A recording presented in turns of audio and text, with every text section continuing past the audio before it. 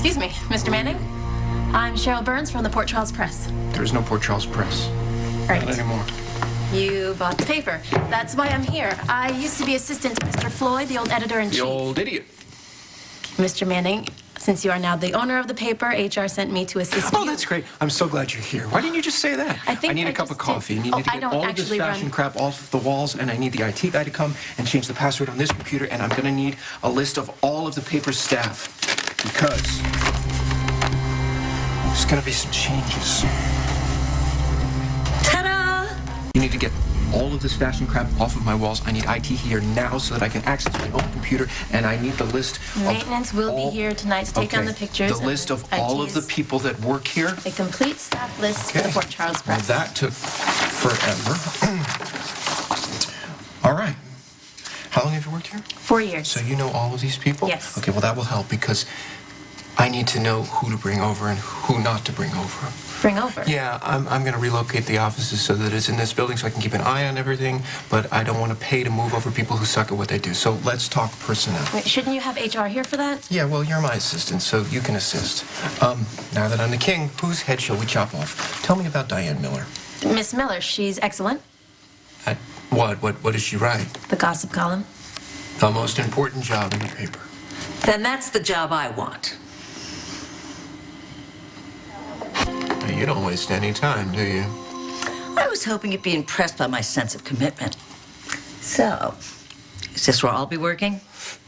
No, this is where I will be working. You will be working elsewhere. But surely you'll want me nearby.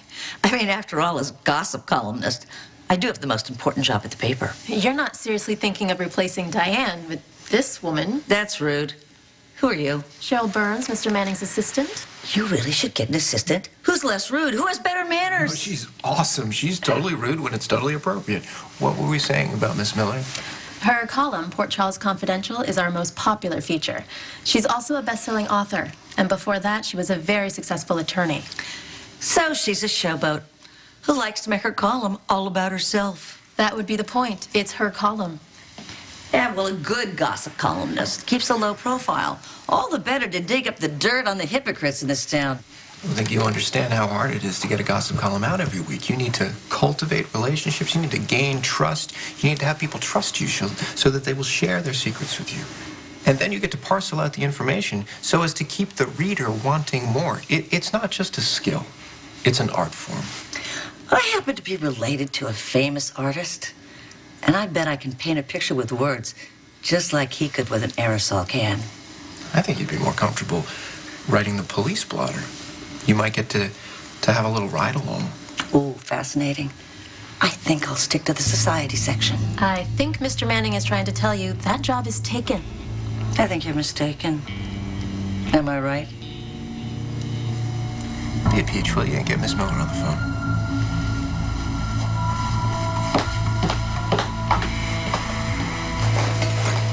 I thought we had an understanding. I have to print a paper that people actually want to read. People will want to read my column if I get a chance to write it. And if I don't, I'm sure there's some other paper that will pay to print what I know. Mr. Manning, Diane Miller's on line 1.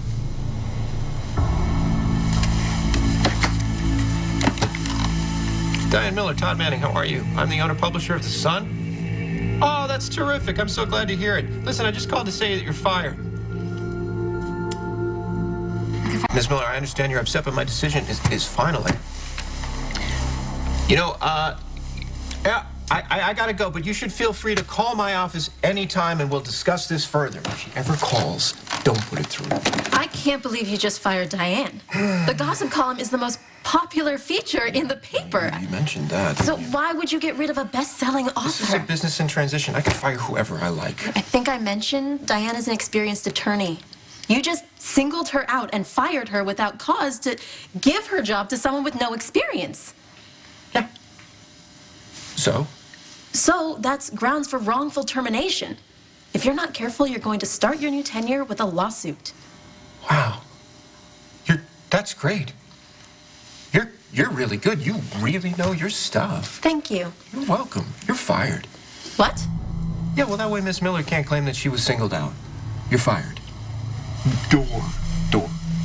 You're insane. I've been told. Good decision. Especially considering I could blow you out of the water with what we both know about Sam's baby. Sam is grieving for a baby that isn't dead, and Taya is bonding with a baby that's not hers. I know what I've done is unforgivable.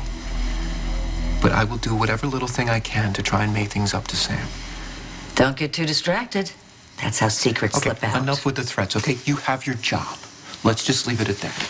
It wasn't a threat. It was just a little friendly reminder. Here's another little friendly reminder, okay? I'm not the only one with a secret. You want to threaten me with blabbing about what I've done to Sam? How about I tell the world that you hid Anthony Zaccaro's body to protect a killer?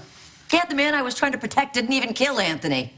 You did all of that to protect someone who's innocent? I wouldn't call him innocent. I recently learned that he's been carrying on with another woman behind my back. So did you confront the guy? Did you tell him that you knew he was cheating on you? He didn't deny it. Ouch. Lucky for him, I'm very forgiving. The other woman wasn't even his type. Yeah. I'm sure he'll come around once he's had some time to think about it alone. Maybe he already has. I should bring him some lunch. I'm sure he'd love to hear about my new position. Whoa, wait. You just got here. What's the point? You came to me, you begged for a job. You pushed me to fire somebody who was qualified, somebody who was a best-selling author, and I did that without blinking an eye. I draw the line in cutting a check for you if you've done nothing to earn it. If you're gonna work for me, you need to work, like at a desk. Are you forbidding me from leaving? What if I am? Well, I would be upset. And we both know what could happen if I get upset.